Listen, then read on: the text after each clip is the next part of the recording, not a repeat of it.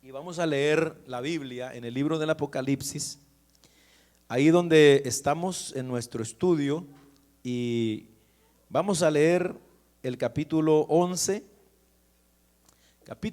del libro del Apocalipsis. Bendito el nombre del Señor. Y vamos a leer desde el versículo 3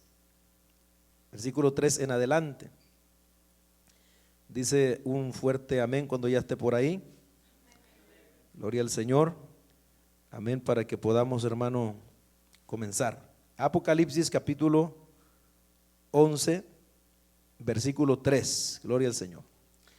Dice la Biblia, honrando al Padre y al Hijo y al Espíritu Santo: y daré a mis dos testigos que profeticen por 1260 días, vestidos de cilicio. Estos testigos son los dos olivos y los dos candeleros que están en pie delante del Dios de la tierra. Si alguno quiere dañarlos, sale fuego de la boca de ellos y devora a sus enemigos. Y si alguno quiere hacerles daño, debe morir él de la misma manera. Estos tienen poder para cerrar el cielo, a fin de que no llueva en los días de su profecía.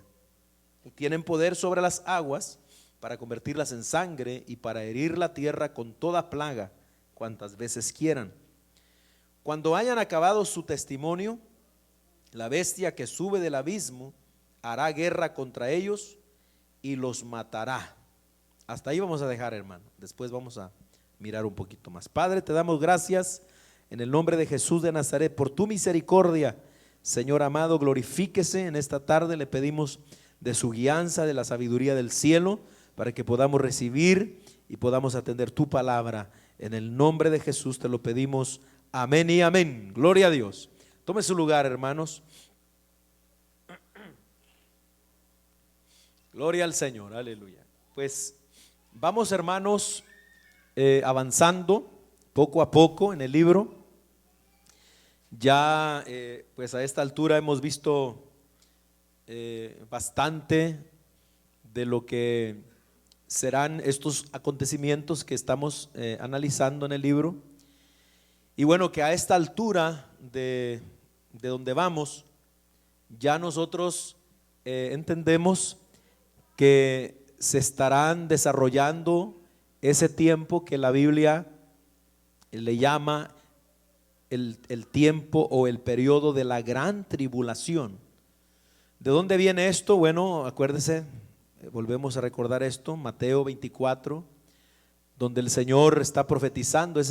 Mateo 24 es un sermón profético de Cristo, y es ahí donde el Señor habla, y habla de una gran tribulación cual nunca la ha habido sobre la tierra, ni la habrá después de ella. Eso fue una profecía antes de que Jesús fuera crucificado. ¿A qué se refería Jesús? Bueno, se refería principalmente a los días del fin, hermano, porque eso lo habla dentro de lo que son las señales, que son las señales que nos indican de que la venida del Señor está cerca. Entonces, lo que hace el libro del Apocalipsis, como lo hemos venido mirando, es darnos, hermano, a entender y como quien dice, desarrollar todo eso que el Señor había predicho que iba a suceder. Porque usted sabe, ya hemos ido comparando las profecías, porque el libro del Apocalipsis, recuérdense que tiene mucha relación con el libro, por ejemplo, de Daniel, que es un libro profético también, con el libro de Zacarías, Ezequiel, todos esos libros que están en el Antiguo Testamento. Usted va a ver que son libros proféticos, y muchos de ellos tienen mucha relación con el libro del Apocalipsis. Entonces, por ejemplo, Daniel, en el capítulo 9, él había profetizado acerca de 70 semanas que estaban determinadas sobre el pueblo de Israel. Es decir, para Dios terminar sus tratos con el pueblo de Israel. Y bueno, no nos vamos a regresar otra vez, pero usted se recuerda que esas 70 semanas prácticamente pues se dividieron o se dividen en tres partes.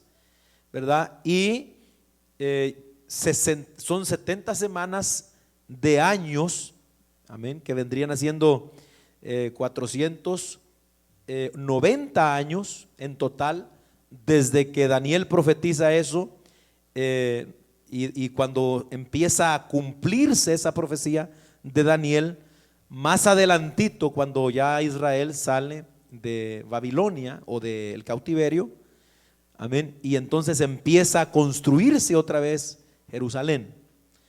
Desde que se volvió a reconstruir Jerusalén, amén, hasta que se le quitó la vida a Jesucristo, pasaron 483 años.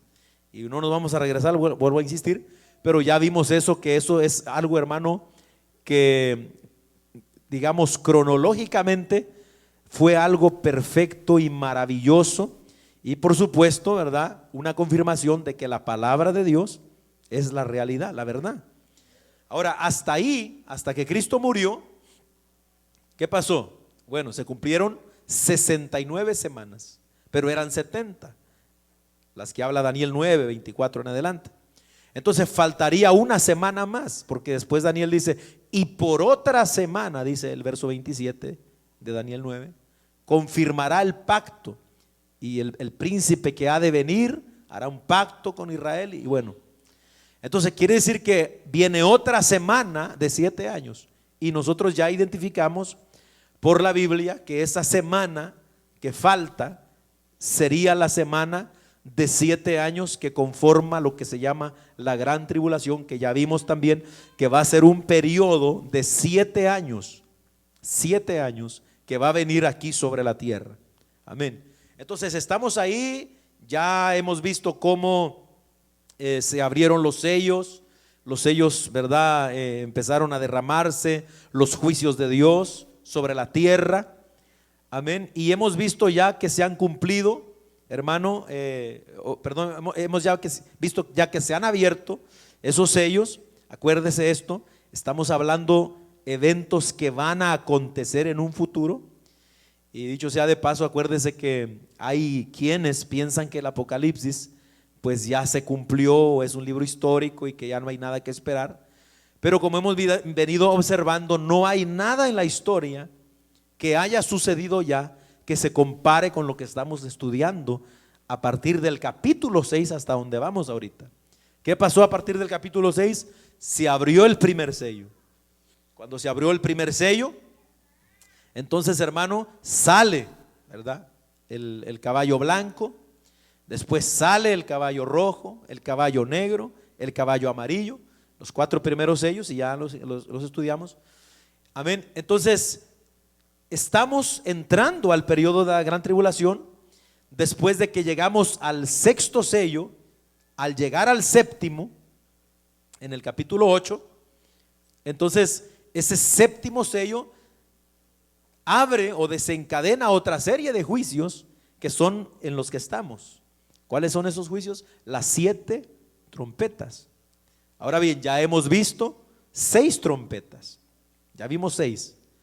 ¿En dónde estamos ahora? Ahora estamos antes de que suene la 7ª trompeta. La Biblia nos muestra como una especie de paréntesis, recuérdese, algo como un paréntesis explicativo, algo, ¿verdad?, que para, digamos, el relato de lo que vamos leyendo, la serie de los juicios, para explicarnos. Y esto es lindo porque, bueno, acuérdense, en medio de tanta calamidad que hemos estado leyendo y que va a suceder, pues siempre Dios, hermano, abre estos paréntesis para que nosotros, los creyentes, los que estamos aquí, amén, y nosotros podamos observar que a pesar de que todo es un caos y al parecer todo está, hermano, perdido, es Dios el que tiene el control de todas las cosas. ¿Se acuerdan cuando comenzamos el libro que dijimos que hay gentes preocupadas, los científicos, incluso, hermano, gentes poderosas preocupándose? ¿Por qué cree usted que los ricos y los poderosos andan explorando el espacio y ya haciendo viajes para ver si se van a vivir por allá o a ver si van a hacer una colonia en Marte? ¿Por qué cree? Porque ellos saben que esta tierra va a venir algo tremendo, hermano. Ahora, pero no lo va a hacer por casualidad. Es Dios el que va a traer juicio y destrucción a esta tierra en su momento. Ok, entonces estamos todavía en el paréntesis que comenzamos en el capítulo 10 y hoy vamos a continuar, hermano, para cerrar este paréntesis con la ayuda del Señor, para después proseguir y ver lo que va a ser la séptima y final trompeta. Ok, entonces hoy vamos a hablar de este tema que es un tema, hermanos, se puede decir donde vamos a ver dos de los personajes más enigmáticos de todo el libro del Apocalipsis. Acuérdense, el libro del Apocalipsis es un libro de muchos símbolos, muchas figuras, pero eso no quiere decir que no sea literal también. Solamente nosotros tenemos que ser cuidadosos a la hora de ir observando esto. Pero aquí se nos habla de dos de los personajes, como digo, hermano, de los más enigmáticos que hay en la Biblia o en el libro del Apocalipsis, y me refiero a los dos testigos. Amén. Ahora, ¿quiénes son estos personajes que nosotros acabamos de leer aquí? Porque el versículo que yo leí dice: y daré a mis dos testigos. Este es Dios que le está mostrando a Juan. Acuérdense que Juan está recibiendo la revelación. Esta es la voz de Dios que le habla y le dice: ¿sabes? Voy a dar a mis dos testigos para que profeticen por 1260 días. Está hablando de dos personas. ¿Cómo debemos de tomarlo esto? ¿Simbólicamente o literalmente? Ya vimos que este pasaje debe de tomarse literalmente para que podamos, digamos, hallar bien, hermano, la cabida en la historia y en el futuro. Amén. No son los dos evangelios, como han dicho algunos, no son la ley y la gracia tampoco. No, son dos personas reales que vendrán. Aleluya. Ahora, el hecho de que sean dos testigos nos da la idea de la veracidad y lo completo de su testimonio. ¿Por qué? Bueno, cuando nosotros leemos la Biblia, usted siempre va a encontrar, por ejemplo, en Deuteronomio capítulo 19 y versículo 15, se dio este principio por Dios, y dice ahí la Biblia: no se tomará en cuenta un solo testigo contra ninguno en cualquier delito ni en cualquier pecado en relación con cualquier ofensa cometida. Solo por el testimonio de dos o tres testigos se mantendrá la acusación. O sea que de partida en la Biblia vemos que el número 2 habla de testimonio. Por eso es que Dios envía a dos testigos, porque está hablando de un testimonio fiel y completo. Antiguamente una persona iba y acusaba a alguien, no podía ser válido esa acusación porque solo era una. Entonces había que haber dos o más en la ley de Dios. Ahora, y si usted analiza la Biblia, esto siempre Dios lo utilizó. Por ejemplo, en Mateo capítulo 28 versículo 1 al 10, no voy a leer los textos porque, bueno, el tiempo se nos iría más rápido, pero en Mateo 28, 1 al 10, ¿sabe qué hallamos ahí? Ahí hallamos que cuando Cristo resucitó, hubo dos testigos. ¿Quiénes eran esos dos testigos? Las dos mujeres, las dos Marías que llegaron y encontraron la tumba vacía. Amén. Eran dos y fueron testigos, las primeras testigos de que Cristo había resucitado. Ahí está. También en Hechos capítulo 1 y versículo 10, dos ángeles fueron también testigos en cuanto a la ascensión de Cristo. Es decir, cuando Cristo en el monte de los olivos subió al cielo, había también dos personajes angelicales testificando de esto.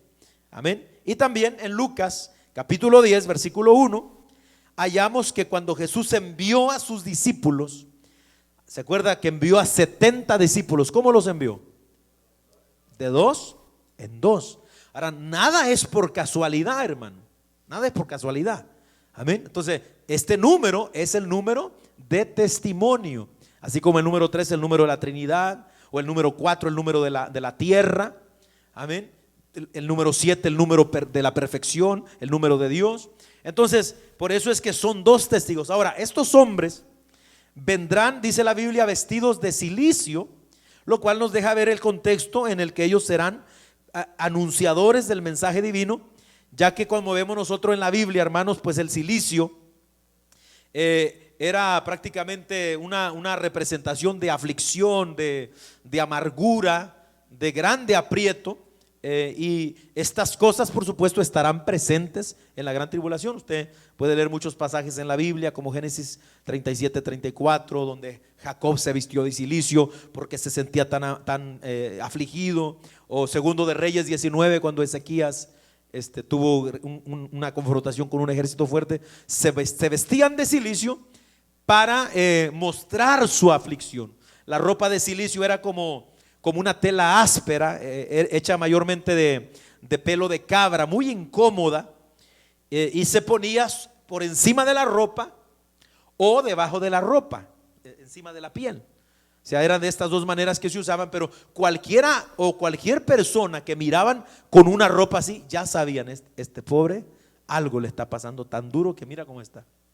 O sea, es tremendo. Entonces, estos testigos vendrán vestidos de esta manera, de luto, de cilicio. ¿Por qué? Bueno, porque ellos traen un mensaje a un mundo, hermano, que está moribundo, a un mundo que está, hermano, también a punto de experimentar los más terribles juicios de Dios sobre la tierra. De eso es lo que estamos hablando, y de eso es mayormente lo que trata el libro del Apocalipsis. Desde el capítulo 6 hasta el capítulo 9 son juicio tras juicio tras juicio. Amén. Y ahí es donde la gente se queda espantada y dice: pastor, un Dios de amor, ¿cómo está eso? Claro, nuestro Dios es un Dios de amor, pero también es un Dios justo. Acuérdese, la justicia de Dios es la que hará que envíe sus juicios a la tierra, hermano. Y recuérdense que la justicia de Dios no es una ira descontrolada o desmedida. La ira de Dios que habla la Biblia es su justicia. Dios le va a pagar a cada uno conforme sus obras. Están ahí. A los que hicieron lo bueno les va a pagar, a los que hicieron lo malo les va a pagar lo que merecen también, justo lo que merecen. A su nombre gloria. Entonces vemos, hermano, que la identidad de estos testigos a lo largo de la historia, ha habido muchas interpretaciones respecto a estos dos testigos que serán enviados por Dios mismo, porque es Dios quien los envía. Ahora, se han sugerido, escuche esto, que serían, por ejemplo, Elías y Enoc. Otros piensan que puede ser Elías o Juan el Bautista, y otros piensan que puede ser Elías o Moisés, o dos profetas desconocidos que Dios levantará en esos días finales. Son pensamientos que hay. Casi la mayoría está de acuerdo con que Elías debe ser uno de ellos. Ahora, el asunto es que la Biblia no lo dice, ¿verdad? Vamos a ver un poquito nosotros de quiénes pudieran ser, pero desde el punto de vista nada más desde la especulación, hermano. Yo me pongo a pensar, ok, si el Espíritu Santo, que es el que inspiró la Biblia, no quiso decirnos quiénes eran, es por una razón. Amén. Lo importante no es su identidad, sino lo que van a venir a predicar aquí. ¿Están ahí? Es como cuando nosotros predicamos, ¿verdad? Hay gente hoy que se muere porque la gente lo conozca. Quieren ser conocidos y famosos, y la gente hace tanta cosa por hacerse famoso. Amén. Estoy hablando de predicadores en este sentido de la iglesia, cuando en realidad lo que importa de un predicador no es su nombre, hermano, no es su figura. ¿Quién es? El mensaje que predican. Amén. Eso es lo que importa de verdad. Amén. Entonces vamos a ver, hermano, desde este punto de vista, porque el Espíritu Santo, como decimos, pues no quiso revelar, así que no podemos afirmar. Nadie puede decir quiénes son estos dos testigos. Escuchen, nadie. Solamente podemos suponer por lo que vamos a ver. Ahora, lo único que sí podemos decir de ellos en cuanto a su identidad es que ellos, como dice aquí, son los dos olivos, como dice el texto, y los dos candeleros que están en pie delante del Dios de toda la tierra. Eso dice el verso 4. Esa es su identidad. Ahora, si usted ha leído la Biblia, inmediatamente cuando usted lee eso, tiene que irse en su mente hasta el Antiguo Testamento. Y vamos a ir a Zacarías capítulo 4. Vamos ahí, hermano, para que usted vea. Amén. Y podamos ir entendiendo la identidad de estos dos testigos. Zacarías. A su nombre sea la gloria, aleluya. Capítulo 4. Está cerca ya del final del Antiguo Testamento, Zacarías. Lo tenemos por ahí. Zacarías, capítulo 4, está antes de Malaquías, 2 libros antes de Mateo. Dice la Biblia: volvió el ángel que hablaba conmigo y me despertó como un hombre que es despertado de su sueño. Y me dijo: ¿qué ves? Y respondí: he mirado y he aquí un candelero todo de oro, con un depósito encima y sus 7 lámparas encima del candelabro, y 7 tubos para las lámparas que están encima de él, y junto a él 2 olivos. Escuche, el uno a la derecha del depósito y el otro a su izquierda. Proseguí y hablé diciendo a aquel ángel que hablaba conmigo: ¿qué es esto, Señor mío? Y el ángel que hablaba conmigo respondió y me dijo: ¿no sabes qué es esto? Y dije: no, Señor mío. Entonces respondió y me habló diciendo: esta es palabra de Jehová a Zorobabel, que dice: no con ejército ni con fuerza, sino con mi espíritu, ha dicho Jehová de los ejércitos. Amén. Ahora vamos a pasar hasta el versículo 11 para que continuemos en esto. Hablé más y le dije: ¿qué significan estos 2 olivos a la derecha del candelabro y a su izquierda? Hablé aún de nuevo y le dije: ¿qué significan las 2 ramas de olivo que por medio de 2 tubos de oro vierten aceite de sí como oro? Y me respondió diciendo: ¿no sabes qué es esto? Y dije: Señor mío, no. Y él dijo: estos son los 2 ungidos que están delante del Señor de toda la tierra. Es decir, exactamente lo que hallamos en el Apocalipsis 11 es lo que estamos encontrando en Zacarías capítulo 4. Ahora, ¿cuál es la relación con esto? ¿Quiénes son, por ejemplo, los 2 ungidos allá en Zacarías 4? Está claro que se está refiriendo a Zorobabel y a Josué, el sumo sacerdote. Esos 2 hombres, usted ya conoce la historia, cuando salieron de Babilonia, después de 70 años, ellos salieron para reconstruir el templo, la ciudad, amén, de Jerusalén. Era un trabajo imposible, hermano, literalmente imposible, de tal manera que las manos de ellos desfallecían. Entonces Dios le da la visión a Zacarías, le muestra esta visión, una especie de depósito de aceite, 2 olivos, que usted sabe de los olivos de donde sale el aceite, que están alimentando ese depósito, y del depósito baja el aceite hacia el candelero, que era la menorá que hoy conocemos como menorá, el candelero de 7 brazos, un símbolo muy judío. Y ahí está vertiendo para que haya luz en la lámpara, en las lámparas que tiene el candelero. Entonces la idea ahí es que Dios le está diciendo: dile a Zorobabel y a Josué que no es con cerebro ni con fuerza que van a hacer el trabajo, no es con nada de ellos, es con mi espíritu que lo van a hacer. Con mi espíritu es que van a lograr hacer aquello. Entonces, por eso se relaciona con lo que estos 2 testigos van a venir a hacer. Literalmente lo que nos quiere decir esto, hermano, es entonces que estos 2 testigos serán personas que serán ungidas por el Espíritu Santo para que puedan, hermano, dar el testimonio que van a dar en esos días de grande oscuridad, amén, en medio de la gran tribulación. Es decir, el aceite, los 2 olivos, el candelero, está hablando de que ellos serán, hermano, ungidos por Dios para alumbrar en medio de este mundo. Tendrán el poder, la asistencia del Espíritu Santo, que les van a ayudar a completar su testimonio, porque esto es importantísimo, hermano. Hoy el Espíritu Santo está aquí con nosotros trabajando de una manera. Cuando la iglesia se vaya, porque la iglesia se va para el cielo, acuérdese, capítulo 4 lo vimos. Entonces ya el Espíritu Santo no va a trabajar como trabaja hoy, pero va a estar trabajando, amén. O sea que va a venir y va a ungir, por ejemplo, a estos 2 testigos para que ellos sigan predicando, para que ellos puedan alumbrar, para que ellos sean lumbreras, hermano. Aleluya, amén, porque ellos van a traer un mensaje de arrepentimiento y salvación al parecer enfocado mayormente en los judíos, porque vamos a ver que su ministerio va a ser como solo en el área de Jerusalén, en esos lugares, porque todo el capítulo 11 tiene que ver con los judíos, todo el capítulo 11 que estamos estudiando. Amén. Ahora bien,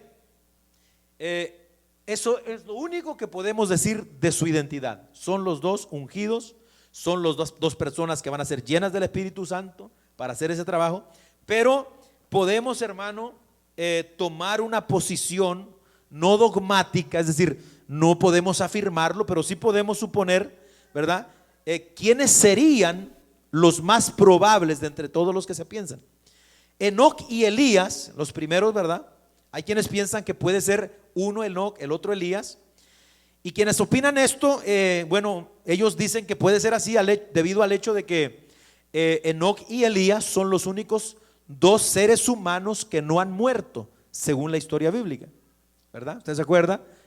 Génesis capítulo 5, dice la Biblia que Enoc caminó con Dios y ¿qué pasó? Se lo llevó Dios, desapareció, lo buscaron y no fue encontrado. Amén. Elías, ¿qué pasó con Elías? También Elías fue arrebatado en un torbellino al cielo y no vio muerte. Entonces hay quien dice, bueno, tienen que ser ellos porque Hebreos 9:27 dice que está establecido que los hombres mueran una sola vez y después el juicio. Entonces ellos tienen que regresar a morir. Es el pensamiento. Amén. Pero bueno, esto en realidad de que el hombre muera no es una regla en sí, porque muchos hombres, por lo que dice la Biblia, cuando suceda el rapto de la iglesia, no vamos a morir, hermano. Y yo espero ser uno de esos, yo no sé usted.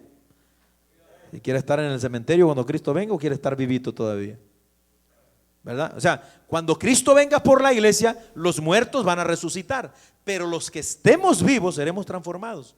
Es decir, que vamos a ver miles o quizá millones que no vamos a ver la muerte física. O sea que eso no es una regla. Entonces esa es una objeción contra eso, ¿verdad? Alabado el nombre del Señor. Y bueno, hay unos que dicen, bueno, Enoc fue también un profeta, por lo que dice Judas 1, 14 y 15, donde habla de Enoc que profetizó. Amén. Entonces, hermano, en segundo lugar, Moisés y Elías son los otros que se piensa que puede ser y que a mi parecer puede ser lo más probable también. Vamos a ver por qué es que Moisés y Elías pudieran ser estos personajes. Amén. Bueno, en primer lugar, debido al poder que se manifiesta en ellos, nos hace recordar el poder que actuaba en estos dos siervos del Señor llamados Moisés y Elías. Por ejemplo, ¿qué nos dice el texto? Apocalipsis 11. Dice Juan, dice en el verso 5 que nadie puede dañarlos. Escuche, aunque quieran hacerles daño, no podrán. Quien intente dañarlos, dice Juan, saldrá fuego por la boca de ellos. Escuche, saldrá fuego por la boca de ellos. Es decir, esas personas recibirán una especie de maldición quienes intenten acabar con sus vidas, ya que deberán, dice Juan, deberán morir de la misma manera que quieran hacerle daños a ellos. Además, dice el texto, versículo 6, Apocalipsis 11:6, dice también que tendrán poder para cerrar el cielo a fin de que no llueva en los días de su profecía. Y esto, ¿a quién le recuerda a usted en la Biblia? Al profeta Elías. Lo de manipular el fuego o de hacer uso del fuego milagrosamente le pertenece a Elías. Lo de cerrar el cielo para que no haya lluvia lo hizo Elías. ¿Se acuerdan del fuego? Segundo de Reyes capítulo 1, donde Ocosías mandó a traer al profeta Elías. ¿Se acuerdan? Ocosías enfermo, vayan a consultar a Balzebú, dios de Cron, a ver si sano de esta enfermedad. Y ahí van los criados de Ocosías, y Elías se les aparece en el camino. Dios le dice: ve y dile a esos tipos que le vayan a decir a Ocosías que no se va a levantar, que se va a morir. ¿Acaso no hay Dios en Israel?, le dijo. Entonces fueron los criados y le dijeron: mira, así, así nos dijo un varón que salió. ¿Y cómo era? Era un hombre que andaba vestido de pelo de camello, era un hombre así, así. Ah, es Elías, vayan por él, dijo. Y fueron, mandó un capitán con 50 hombres. Llegó: varón de Dios, dice el rey que desciendas. ¿Y qué dijo Elías? Si yo soy varón de Dios, que descienda fuego del cielo y que te consuma a ti y a tus 50. Y cayó fuego del cielo y se los comió a todos, hermano. Y así otra vez, y lo mismo, fuego cayó hasta la tercera vez que Dios le dijo: ve con él, porque el otro se humilló. Amén. Y usted sabe lo que Elías hizo con Acab en la profecía, cuando en el monte Carmelo él se reunió con los profetas de Baal y todo eso. ¿Por qué fue eso? Bueno, porque Elías profetizó y dijo claramente que no iba a llover si no fue por su palabra. Es decir, profetizó que el cielo se iba a cerrar. ¿Y qué sucedió? Sucedió, hermano. Entonces todo esto, hermanos, nos enseña que muy probablemente pueda ser Elías que volverá. De alguna manera Dios lo traerá otra vez. Amén, aleluya. Y en el Nuevo Testamento incluso está exactamente el tiempo de la sequía que profetizó Elías. Amén. ¿Cuántos años fueron que estuvo esa sequía?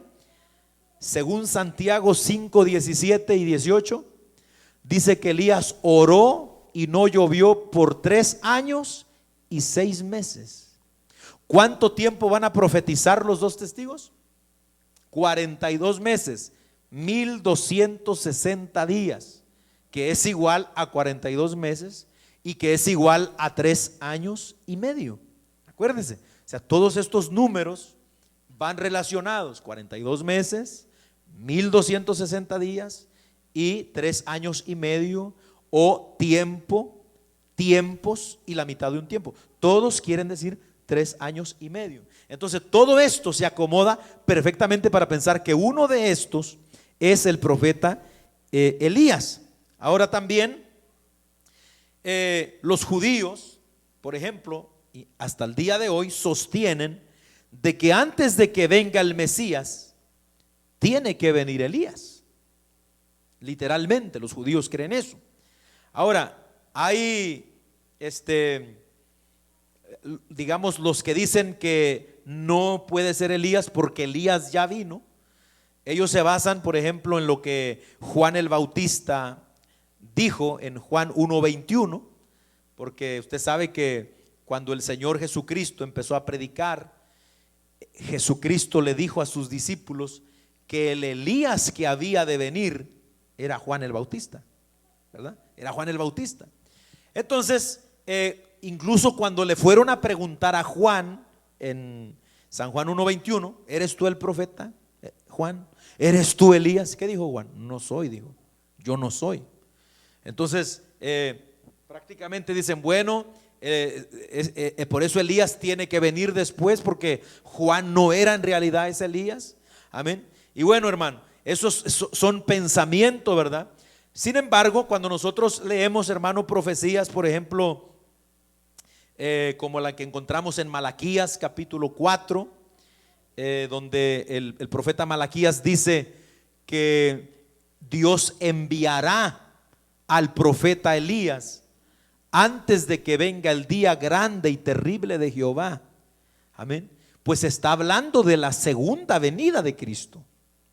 Amén. Está hablando de la segunda venida de Cristo. Antes de que venga Cristo por segunda vez a la tierra, entonces deberá venir Elías. ¿Cómo podemos acomodar eso sin torcer la Biblia? Bueno, pudiera ser, acuérdense que hay profecías que tienen cumplimiento doble. Una parte se cumple en un futuro inmediato y otra parte se cumple en un futuro lejano. Entonces puede ser que Juan el Bautista venía siendo ese Elías, pero que al final, durante la gran tribulación, justo antes de que Cristo regrese a la tierra, entonces habrá otro Elías. Amén. O el Elías que estuvo en el Antiguo Testamento, como estamos mirando. Alabado el Señor. Ahora, en cuanto a la identificación de uno de ellos con Moisés, está el hecho de que estos dos testigos, como leemos aquí, dice en el mismo versículo 6, que tienen poder sobre las aguas para convertirlas en sangre y para herir la tierra con toda plaga cuantas veces quieran. Entonces, cuando usted lee eso de convertir el agua en sangre y de traer plagas sobre la tierra, ¿a quién se le viene a la mente? A Moisés, ¿verdad? Moisés, ¿qué fue lo que hizo Moisés en Egipto? Éxodo capítulo 7, Éxodo capítulo 10 al 12. Amén. Éxodo 7:20 habla de cuando la primera vez que convirtió las aguas de Egipto en sangre, literalmente en sangre. Amén. Moisés, por el poder de Dios, por supuesto. Amén. Y usted sabe más adelante las plagas que cayeron una tras otra, una tras otra. Moisés levantaba la vara y venían las plagas. Entonces, por eso todo lleva a pensar que uno es Elías y que el otro sería Moisés. Además de esto, el cuerpo de Moisés, según nos dice la Biblia en Deuteronomio 34:6, fue sepultado misteriosamente por Dios. ¿Por qué misteriosamente? Porque fue el único de los siervos de Dios, grandes siervos de Dios del Antiguo Testamento, que Dios mismo lo enterró. Y nadie supo, ni sabe hasta el día de hoy, dónde quedó enterrado el cuerpo de Moisés. Ahora, lógicamente que uno se pone a pensar, ¿por qué Dios haría eso? ¿Por qué no lo hizo con Abraham, por ejemplo? ¿Por qué no lo hizo con Isaac, con Jacob? ¿Por qué con Moisés? Entonces uno se pone a pensar, probablemente es que Dios tenía algo preparado todavía con él y no quería que se viera afectado su plan, porque, por ejemplo, si los judíos, como Moisés era el caudillo de ellos, hubieran sabido dónde estaba enterrado, seguro que le hacen una imagen ahí, hermano. Seguro que le hacen una capilla y empiezan a adorar ese lugar, como han hecho los musulmanes con la piedra de Abraham, y según ellos, todo eso. Entonces, por eso Dios preservó milagrosamente el cuerpo, y quizá haya sido por esta razón, para traerlo de vuelta en los días de la gran tribulación. Ahora, en el libro de Judas, capítulo 1, versículo 9, Judas aquí anterior, el libro anterior del Apocalipsis, nos dice en el verso 9 que el arcángel Miguel y el diablo tuvieron una seria disputa precisamente por el cuerpo de Moisés. Amén. Es decir, hubo una disputa, hubo, hermano, un intercambio de palabras, de una especie, hermano, de conflicto entre el arcángel Miguel, que es el arcángel de los ejércitos de Dios, contra el diablo. ¿Qué es lo que querían? Disputaban por el cuerpo de Moisés. Amén. Puede ser que el diablo se olía algo, quizá Dios quiere hacer algo con este. Amén. Y entonces él investigaría, hermano, qué hacer, dónde está. Alabado el nombre del Señor. No sabemos, ¿verdad? Pero eso dice Judas 1, versículo 9. Ahora, otro argumento de peso a favor de la identidad de los dos testigos, como Moisés y Elías, es la escena de la transfiguración de Cristo en el Monte Santo. Mateo capítulo 17, versículo 1 al 3, Lucas 9, 30 y 31. En esos pasajes vemos lo que sucede en la transfiguración o el monte de la transfiguración. ¿Se acuerdan qué es lo que sucede ahí? El aspecto de Cristo se transformó y se transfiguró para que pudiera verse su gloria por unos instantes. Es decir, ese cuerpo de carne, ese cuerpo, hermano, humilde, frágil de Jesús, fue transformado y transfigurado en un cuerpo de gloria, y lo pudieron ver Pedro, Jacobo y Juan. Su rostro era, hermano, resplandeciente como el sol. Sus vestidos se hicieron más blancos, hermano, que, óigame, brillantes, tremendo. Y aparte, mientras Pedro está observando esa visión que está sucediendo ahí, Entonces dice que se aparecen dos personajes a la par de Jesús, uno de un lado y otro del otro. ¿Quiénes eran ellos? La Biblia es clara quiénes eran. Eran Moisés y Elías. Y Lucas capítulo 9, verso 30 y 31 dice que estaban hablando con Jesús acerca de su partida, es decir, cuando iba a morir. Entonces, este es un argumento de mucho peso para creer que bien pueden ser, porque ya estuvieron juntos. ¿Sí me entiendes? Ya estuvieron juntos aquí en la tierra. ¿Dónde? Ahí en el monte con Jesús. Y hay testigos de ello. Gloria al Señor. Ok. Entonces, debido a esto y a que este capítulo 11 que estamos viendo es especialmente judío, Moisés y Elías encajan perfectamente, ya que ellos son una representación fiel de todos los tratos de Dios con Israel en el Antiguo Testamento, porque Moisés y Elías representan a la ley y a los profetas. Moisés la ley y Elías el más prominente de los profetas. Amén. Porque así se resumía toda la vida judía y todo lo que Dios trataba con los judíos: la ley y los profetas. Por eso cuando el rico de Lucas 16 que está en el infierno y dice: Padre Abraham, manda a Lázaro a que vaya a decirle a mi abuelita y a mi tío y a mi mamá que no, para que no vengan acá. ¿Qué les dice Abraham? Allá tienen ¿a quién? A Moisés y a los profetas. O sea, porque estamos hablando de un pasaje judío también ahí en Lucas 16. Amén. Entonces, esto, hermano, nos habla de que hay más probabilidades, muchas más, de que sean Moisés y Elías a que sean Enoc y Elías. U otros han dicho, bueno, quizás pueda ser Juan el Bautista también. Amén. Entonces, muchas más probabilidades. Pero nos quedamos, por supuesto, en no sabemos, ¿verdad? No sabemos. Acuérdese, Deuteronomio 29, 29. ¿Qué dice? Las cosas secretas, ¿de quién son? De Dios. Las reveladas, ¿para quién son? Para nosotros. Y eso tenemos que aprenderlo, hermano. Por eso hay veces que se cometen tantos errores y tantas falsas doctrinas y tantas falsas enseñanzas por querer hablar algo que la Biblia no dice. Ahora, otra suposición, acuérdese, son suposiciones. Por último, no está descartada, está la interpretación que dice que estos dos testigos no serán Moisés y Elías literalmente, que volverán a la tierra, sino que serán dos profetas desconocidos para nosotros, que Dios levantará de entre los que crean en aquellos días.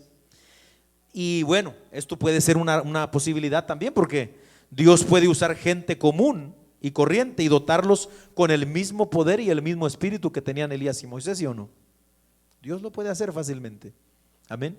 Gloria al nombre del Señor. Porque bueno, lo hizo por ejemplo con Juan el Bautista. Lucas 1:17, Juan dijo que él no era Elías, pero sin embargo Dios le dio el espíritu y el poder de Elías. Entonces, si lo hizo con Juan, ¿lo podrá hacer también con alguien más? Claro. Entonces no se descarta que sean otras personas que no conocemos, que va a levantar Dios en aquellos días, hermano. Alabado el nombre del Señor. Pero ok, continuamos leyendo. Amén. Y ahora vamos a ver que estos testigos que Dios da y que ya vemos el poder que tienen, porque no podrán ser dañados, sino que ellos van a ser protegidos milagrosamente con todas estas capacidades milagrosas que Dios le da. Sin embargo, ahora en el versículo 7 dice que cuando hayan acabado su testimonio, ¿qué dice? La bestia que sube del abismo hará guerra contra ellos. ¿Y qué pasará? Y los vencerá y los matará. Escuche. Entonces, ¿qué significa esto? Bueno,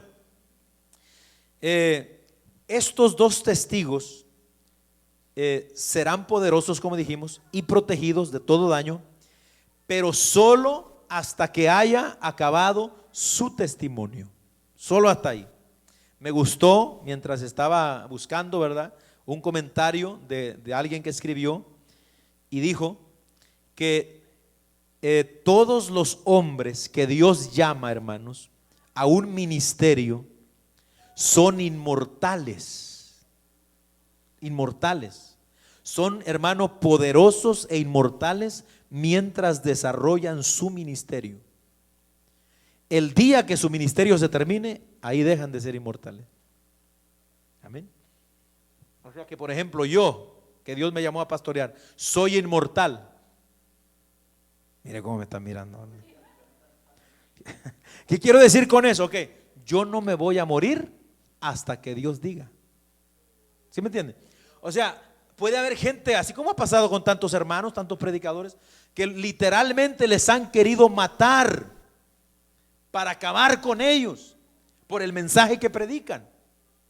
Pero ¿qué pasa? No pueden hacerlo. ¿Por qué? Porque Dios tiene un tiempo determinado cuando ellos van a acabar su ministerio.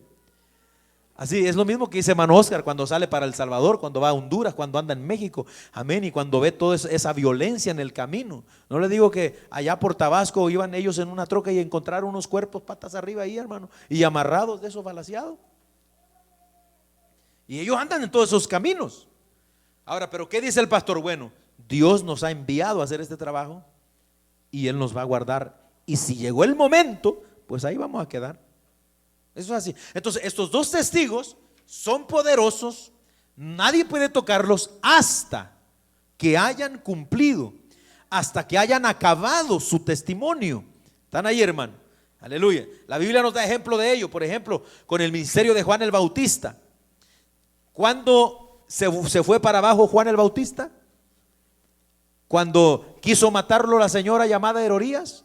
No, hasta que Dios dijo, hermano. Ese era el momento de él. Por eso en Juan capítulo 3 versículo 30 dijo Juan: es necesario que yo mengüe, pero que él crezca. Es decir, Juan, cuando vio que ya introdujo al Cordero de Dios, cuando dijo: aquí el Cordero de Dios que quita el pecado del mundo, Él es. Hasta ahí se acabó su trabajo, porque a eso venía Él. Juan no venía nada más, hermano. Él no venía a hacer milagros. Él no venía, hermano, nada más que a preparar el camino para presentarle al pueblo al Mesías. Lo hizo cortito el ministerio y entonces se fue para abajo. Menguó, se murió, lo mataron. Pero ¿cuándo? Hasta que llegó el momento. ¿Usted cree que no le traían ganas antes, hermano? Generación de víboras, hipócritas. ¿Qué hacen aquí? Arrepiéntanse. Mire, hermano, cualquier gente que oye a un predicador de estos medios bravos, hermano, amén, cuánta gente no cruje hasta los dientes, incluso hasta golpean a estos predicadores.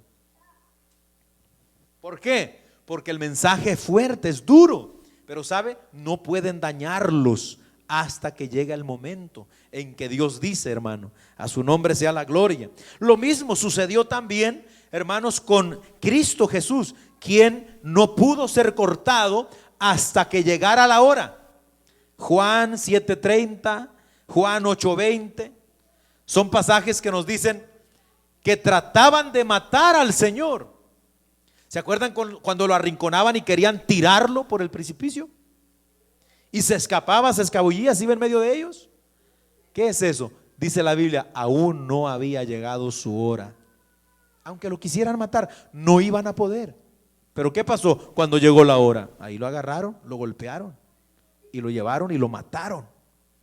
Amén. Igual con los apóstoles. Segunda Timoteo 4, versículos 6 y 7. Segunda de Pedro 1, 14. Pablo ya en la prisión. Yo estoy ya para ser sacrificado. Le cortaron la cabeza en ese momento. Nerón. Amén. Pero ¿cuándo? Hasta que Dios dijo: se acabó tu carrera, Pablo. Pedro, el Señor me ha dicho, dijo Pedro allí en 2 de Pedro 1:14, el Señor me ha dicho que debo de abandonar el cuerpo. En breve debo de abandonar el cuerpo. ¿Qué dijo Dios? Pedro, se acabó tu carrera. Ya, vienes para acá. Y hasta ahí, alabado el nombre del Señor. Así que cuando ellos terminen su labor, entonces la bestia, dice Juan, que sube del abismo, hará guerra contra ellos y los matará. ¿Quién los va a matar? La bestia. ¿Quién es la bestia? El anticristo. Es la primera vez en el libro que hallamos la palabra bestia en referencia al anticristo. Vamos a encontrarla 36 veces. 36 veces en toda la Biblia. Amén. 36. Pero es la primera. Ahora, se dice que sube del abismo, porque acuérdense lo que nosotros vimos que había en el abismo, ¿se acuerdan? Esos demonios terribles. Ahora, esta frase que la bestia sube del abismo nos está hablando que este personaje llamado el anticristo será, hermanos, tendrá todos los poderes diabólicos entregados por Satanás.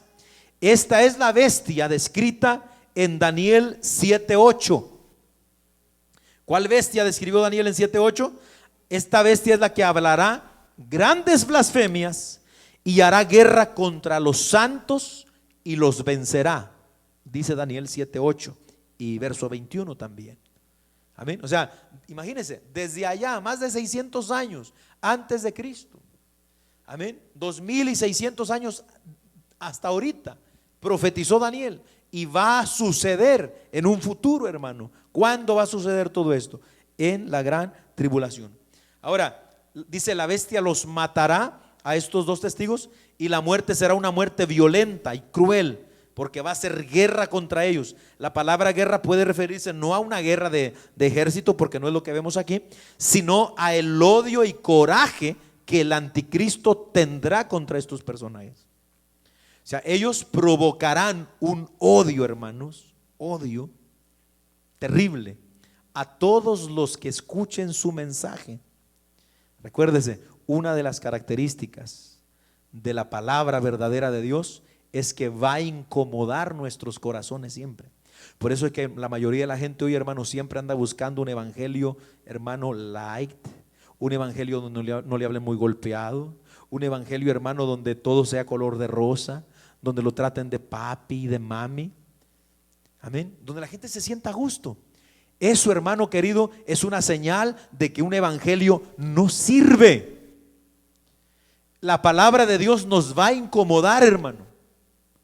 Escuche eso, nos va a incomodar, porque de eso se trata, hermano, de que nosotros nos veamos frente al espejo de la palabra de Dios. Entonces, la bestia los odiará y hará guerra contra ellos, terrible.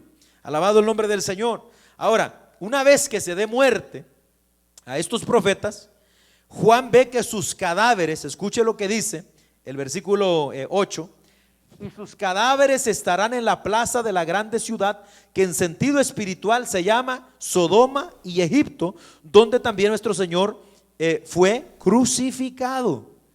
Bendito el nombre del Señor.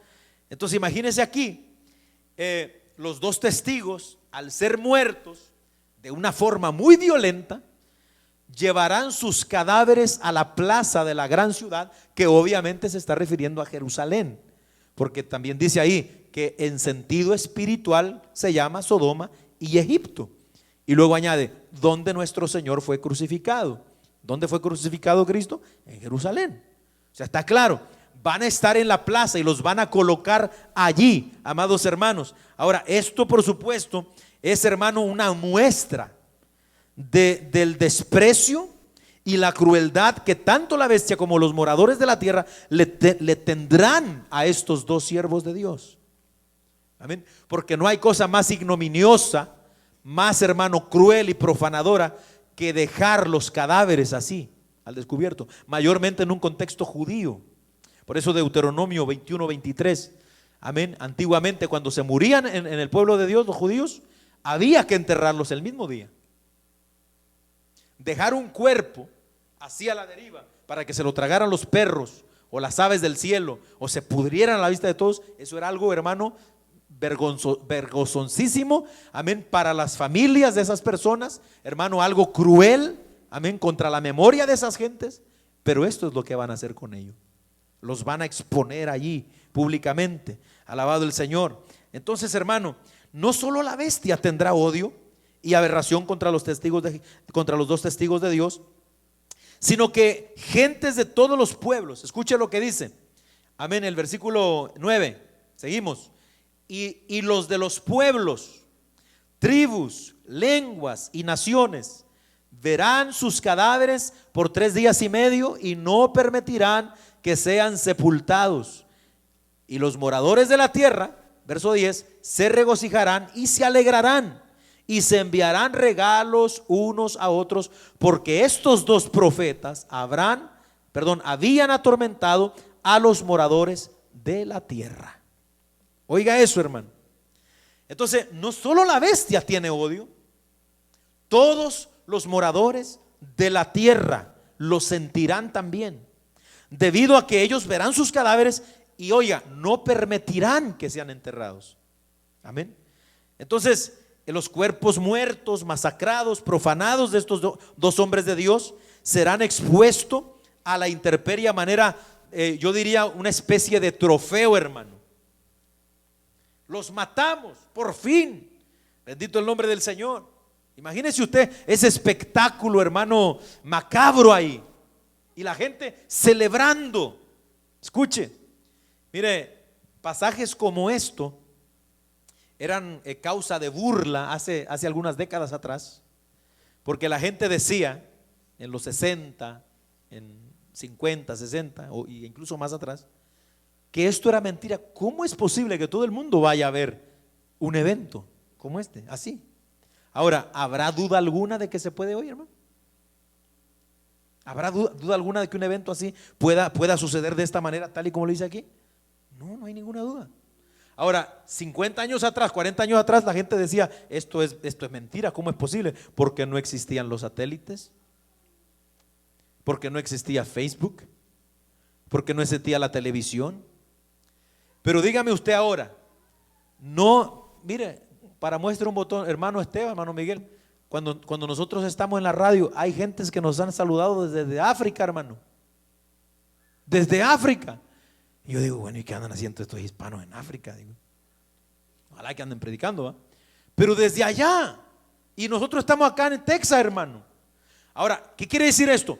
Esto, hermano, Dios, como Él sabe el futuro, está diciendo que esto será así. Esas personas estarán ahí, y me imagino a Univision, a CNN, a NBC, a Fox News, todos con sus cámaras ahí enfocadas, mirando el espectáculo, la celebración de las multitudes en las plazas esta de Jerusalén. Y todos ahí, amados hermanos, mirando, observando aquel espectáculo. Y dice la Biblia que se enviarán regalos unos a otros. ¿Cree que no es un corazón perverso este, hermano? Cayeron. Amén. Por fin vamos a pecar con libertad. No hay gente, hermano, que dice eso hoy, incluso cuando oye predicadores. A uno de nuestros pastores, hermano, cuando tenía un programa de radio, ¿sabe qué? Llamó una señora loca. Digo loca porque no me dio otra palabra, hermano, para esto. Hermana, según. ¿Saben? Bájenme a ese hombre de ahí, dijeron. ¿Cuánto les paga el programa? Yo les pago lo que paga el programa, pero quítenlo de ahí. ¿Y por qué quería que quitaran al pastor de ahí? Hermano, porque está hablando la palabra de Dios. Amén. Y a los pecadores, los hipócritas, los falsos, los que están en la iglesia pero andan viviendo secretamente en pecado y haciendo cuánta barbaridad. Claro que si te confrontan con la palabra no vas a hallar ni dónde meterte. Se va a ir el color y va a venir, hermano. Claro que va a sentirse así uno cuando está mal y quiere aparentar que está bien, y el predicador te dice que eres un hipócrita, que eres un falso. ¿A quién le va a gustar eso, hermano? Amén. Entonces, esto mismo sentían estos. Se enviarán regalos, se llamarán y dirán, ya viste, los mató la bestia, los mató el anticristo, los mató nuestro líder y todo esto, hermano. Y habrá una especie de Navidad, imagínense, porque se intercambiarán. Dice que se enviarán regalos unos a otros, ¿verdad? ¿Y qué es lo que hace la gente en la Navidad? Eso, ¿verdad? Alabado el nombre del Señor. Entonces, una especie de Navidad, digamos, que van a hacer estos hombres, hermano. Alabado el nombre del Señor. Entonces, pero vemos que dice la Biblia en el versículo 11 que después de 3 días y medio entró en ellos espíritu de vida enviado por Dios y se levantaron sobre sus pies. Alabado el nombre del Señor. Se levantaron sobre sus pies, hermanos. ¿Qué significa esto? Amén. Ahora vemos nosotros aquí, mis amados hermanos, que ellos son levantados milagrosamente. Amén. Y el hecho de que hayan permanecido ahí ¿Cuántos días dice que estuvieron ahí en la plaza? 3 días y medio. ¿Por qué?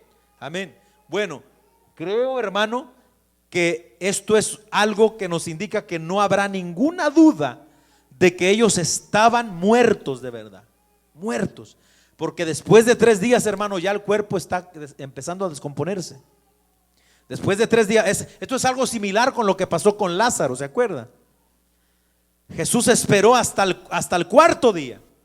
Es decir, Jesús quería que todos estuvieran, hermano, conscientes de que esto era un milagro poderoso de Dios, para que el nombre de Dios fuera glorificado. Y fue hasta el 4.º día cuando ya Lázaro, el cuerpo de Lázaro apestaba. ¿A quién le iba a quedar duda que estaba muerto? Entonces aquí esperan 3 días y medio, y cuando parece ser que la victoria y la fiesta, todo está ahí, hermano, tranquilo, amén, óigame, aleluya, nadie dudaba que estaban muertos, pero de repente, aleluya, ven, hermano, y yo me imagino esto, ¿verdad? No sé cómo será, pero me lo imagino. Imagínense las cámaras ahí enfocadas y que de repente los noticieros empiecen: hey, espérense, parece que se movió uno de ellos. Parece que algo está pasando aquí. Y empiezan a ver cómo se empiezan a incorporar y a levantar y a ponerse sobre sus pies, hermano. ¿Usted se imagina cómo será eso para el mundo que acaba de matarlos, que acaba de profanarlos? Alabado el nombre del Señor. Les pasará como le pasó al centurión que estaba frente a Jesús. ¿Se acuerdan? Cuando Jesús murió, consumado es, murió. ¿Y qué pasó? Terremoto, oscuridad, y dijo el hombre: verdaderamente este era el Hijo de Dios. Muy tarde para él. Alabado el nombre del Señor. Pero aquí vemos también que va a suceder lo mismo. Amén. Lo único que acuérdese que aquí Dios está dando oportunidad todavía. A su nombre gloria, aleluya. Y dice que cayó un gran temor sobre todos los que lo vieron. Alabado sea el nombre del Señor.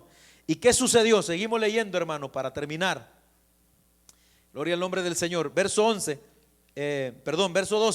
Y oyeron una gran voz, los 2 testigos del cielo, que les decía: subid acá.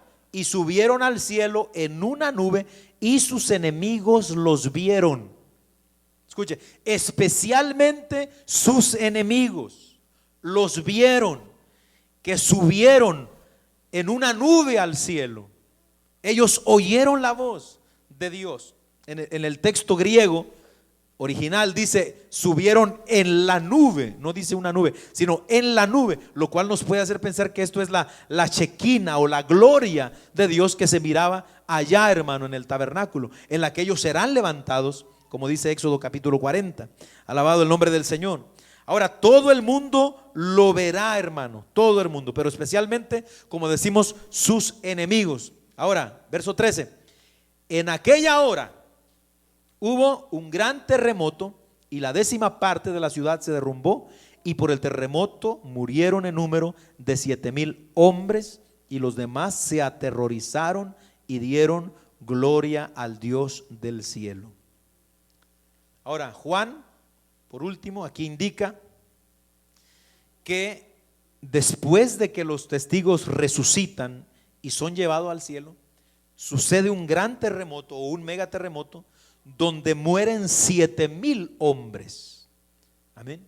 La ciudad, la 10ª parte de la ciudad se derrumba totalmente. Pero hay algo interesante que quiero compartirles aquí, porque estaba buscando, ¿verdad? O sea, como dice originalmente en el pasaje, ¿verdad? Acuérdense que el Nuevo Testamento se escribió en griego, todo el Nuevo Testamento, y en el griego no dice, hermano, que murieron, en número de 7,000 hombres. Esa frase no la dice así, sino que la dice: nombres de los hombres 7,000. Nombres de los hombres 7,000.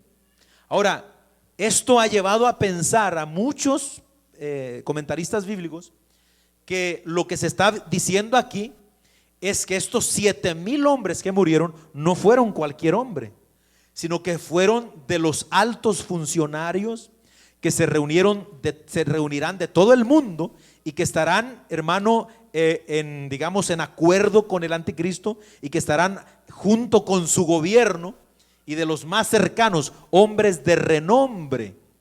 Es lo que quiere decir, nombres de hombres, porque es la misma frase que se usa, por ejemplo, en Génesis 6:7, cuando se habla de los hombres de renombre que tenían los gigantes. O sea que especificando que eran hombres importantes. Entonces puede significar que los 7,000 que mueren van a ser altos funcionarios del gobierno del anticristo, que Dios mismo los seleccionó para que murieran en este juicio específicamente. Allí en la ciudad de Jerusalén, que es una Sodoma y que es Egipto, como dice Juan. Porque si usted ve hasta el día de hoy, hermano, la corrupción está en Jerusalén, a más no poder.